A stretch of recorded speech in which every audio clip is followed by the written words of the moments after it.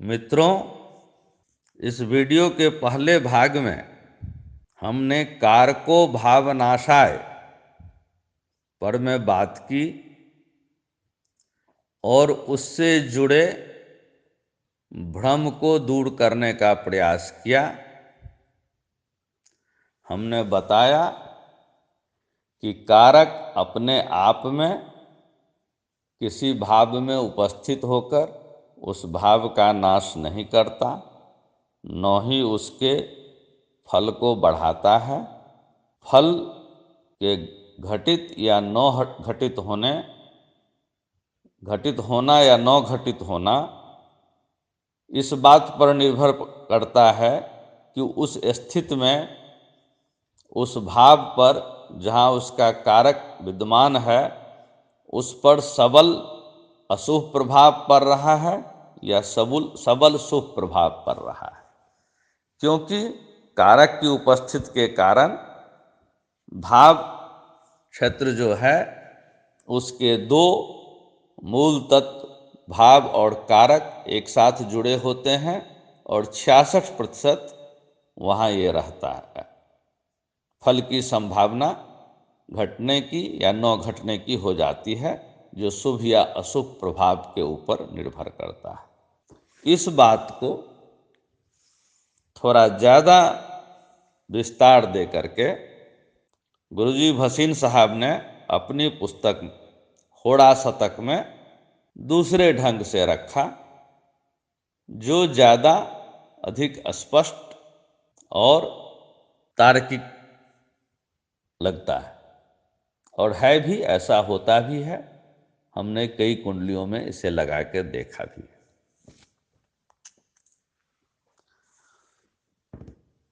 उन्होंने सूत्र दिया कि यदा ही खेटो निज क्षेत्रवर्ती भावस्य तस्यैव च कारकोस्ति ददाति पूर्णं हि फलं स्वकीयं भवेत अनिष्टम अथवा प्रकृष्टम।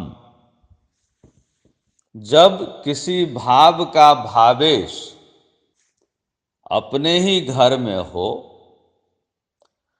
और वह उस भाव का कारक भी हो, यानी भावेश ही कारक भी हो अपने भाव का, तो उस भाव का फल या तो एकदम से नष्ट हो जाएगा या बहुत ही तेजी से बहुत अधिक परिणाम में घटित होगा। इसका कारण यह है कि ऐसी स्थिति में भाव, भावेश और कारक तीनों एक साथ जुड़ गए हैं और भाव की स्थिति किसी भी प्रभाव के लिए 100% खुल गया है।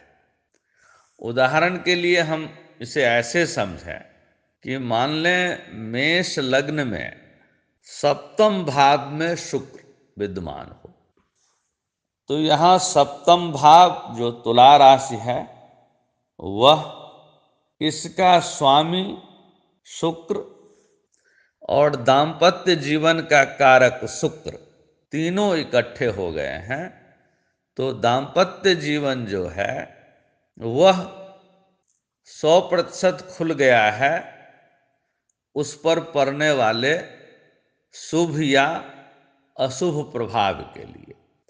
अब यदि इस स्थिति में उस पर में गुरु आदि जैसे किसी शुभ ग्रह का प्रभाव हो तो दाम्पत्य जीवन भी अच्छी होगी, पत्नी भी समझदार और सहयोग करने वाली होगी। क्योंकि यहाँ भाव, भावेश और पत्नी या दाम्पत्य जीवन के कारक शुक्र तीनों ही पर में गुरु जैसे शुभ ग्रह का शुभ प्रभाव पड़ रहा है, तो फल बहुत ही अच्छा हो जाएगा। लेकिन इस स्थिति में अगर राहु या शनि जैसे किसी अशुभ ग्रह का प्रभाव हो तो भाव, भावेश और कारक तीनों पर में यह अशुभ प्रभाव पड़ जाएगा। इसके परिणाम स्वरूप क्या होगा कि यह भाव दाम्पत्य जीवन के लिए अब अच्छा नहीं रहा। दाम्पत्य जीवन में कलह हो सकती है। दाम्पत्य जीवन में कई तरह की समस्याएं रहेंगी, क्योंकि अशुभ प्रभाव में भाव, भावेश और कारक तीनों चले गए। यह अशुभ प्रभाव भाव के 100% जो उसके तत्व हैं उसको प्रभावित कर दिया है। स्वाभाविक है कि अब यहाँ अशुभ फल ही होगा, शुभ फल नहीं होगा और दाम्पत्य जीवन कष्टपूर्ण हो जाएगा। तो हम देखें तो यह वास्तव में भावेश के कारण तो भाव प्रबल हुआ, कारक भी प्रबल है, लेकिन फल नष्ट इसलिए हो गया कि उस पर सबल अशुभ प्रभाव पड़ गया है, जिससे भाव से संबंधित 100% नियामक प्रभावित हो गए और फल नष्ट होने की प्रबलता बढ़ गई। तो भाव का नाश न तो भावेश ने किया है न तो कारक ने किया है। नाश तो उस पर पड़ने वाले अशुभ प्रभाव के कारण हुआ है, लेकिन हमें लगता है कि यहाँ कारको भाव नाशाय का सिद्धांत लग गया। इसीलिए दाम्पत्य जीवन में समस्याएं उपस्थित हो गई, जबकि यह सच नहीं है। समग्रता से देखने पर हम पाते हैं कि ऐसा फल उस पर पड़ने वाले शुभ या अशुभ प्रभाव के कारण हुआ है।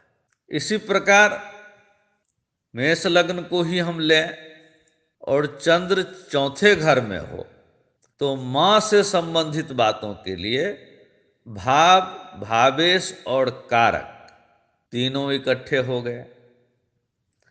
अब शुभ प्रभाव पड़ने से इस दिशा में शुभ फल घटित होगा, अशुभ प्रभाव पड़ने से अशुभ फल घटित हो जाएगा। और तब हम समझ सकते हैं कि वास्तव में ऐसा क्यों हुआ है। वहां पर न तो भावेश के कारण न कारक के कारण, उस पर पड़ने वाले शुभ या अशुभ प्रभाव के कारण। तो यह नियम जो है कारको भावनाशाय, यह उस स्थिति में लागू होता है कि उस पर प्रभाव कैसा पड़ रहा है। शुभ प्रभाव में फल घटित होने की संभावना बढ़ेगी, अशुभ प्रभाव पड़ने पर फल में न्यूनता आ जाएगी। लेकिन हमें यह नहीं समझना है कि कारक के कारण फल घट गया या फल बढ़ गया। कारक के कारण फल घट गया या फल बढ़ गया, यह वास्तव में उस पर पड़ने वाले शुभ या अशुभ प्रभाव के कारण हुआ है। इस बात को ध्यान में रख कर के ही ऐसी स्थिति में ज्योतिषियों को किसी निर्णय पर पहुंचना चाहिए। कहने का तात्पर्य यह है कि जब ऐसी स्थिति कुंडली में दिखे तो तुरंत उस पर पड़ने वाले शुभ या अशुभ प्रभाव पर में गौर करके तब उसके फल के विषय में अच्छे या बुरे की संभावना व्यक्त करनी चाहिए। एक लाइन की कारको भावनाशाय पर में निर्भर नहीं होना चाहिए। आशा है कि मैं इस सूत्र कारको भावनाशाय को स्पष्ट करने में सफल रहा हूं और छात्रगण इस पर में या इस बात को ध्यान में रखकर कुंडली का विवेचन करेंगे और तब फल कहेंगे। धन्यवाद।